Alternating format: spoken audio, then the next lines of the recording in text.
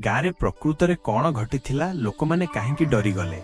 एमिति एक कहानी जोउथिरे भय अछि, रहस्य अछि एवं जणे नायक जी आकाश रे उड़ी पारंती। तांको नाम वायु।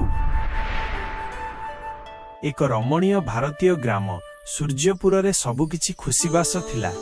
पिलामाने खेलुथिले, मयूर नाचुथिले एवं शांति वायु रे परिपूर्ण थिला। किंतु केही जानि नथिले जे एही शांति अधिक समय रहिबो नाही। गोटिए राति रे गाँ पाख जंगल रु अद्भुत शब्द आसीबा आरंभ हैला। गछगुड़िक थरिबाकू लागिला। पशु माने भयरे दौड़िले एवं समग्र गाँ नीरवतारे बुड़ीगला।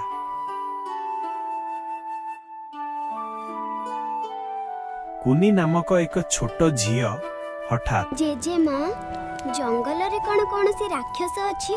जेतेबेले प्रकृति कादे जणे रक्षक आसे। आकाश रे एक नील आलोक झलसी उठिला।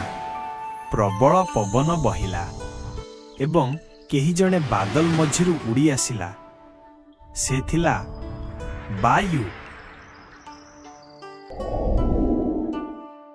वायु जंगल को छुईला। से अनुभव कला जे जंगल असुस्थ, केही जणे तांको हृदय को विषाक्त करि देइछि। भय कर नाही, भय कर नाही, मु प्रकृति को रक्षा करिबी। हठात बुदारू बाहरी आसिला एक राक्षस जी जंगल काटी तार शक्ति वृद्धि करुथिला। समग्र जंगल थरी उठिला। वायु आकाश को उड़ीगला। से तार शक्ति सहित पवन, पत्र एवं आलोक को डाकिला। एक उज्ज्वल झलक एवं राक्षस अदृश्य होइगला।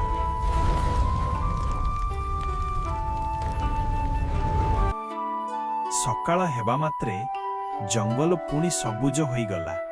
पक्षी माने फेरी आसिले। पिला माने हसिबाकू लागिले।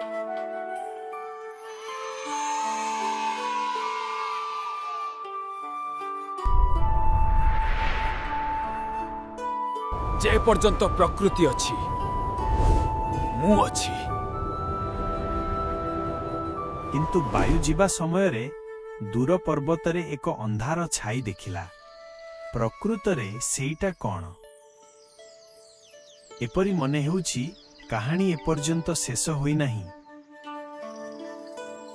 सांग माने जदि आपण कहानीटी को पसंद करिसंती एवं परवर्ती भाग देखिबाकू चाहंती तेबे कमेंट, लाइक एवं सब्सक्राइब करने को भूलंतु नहीं।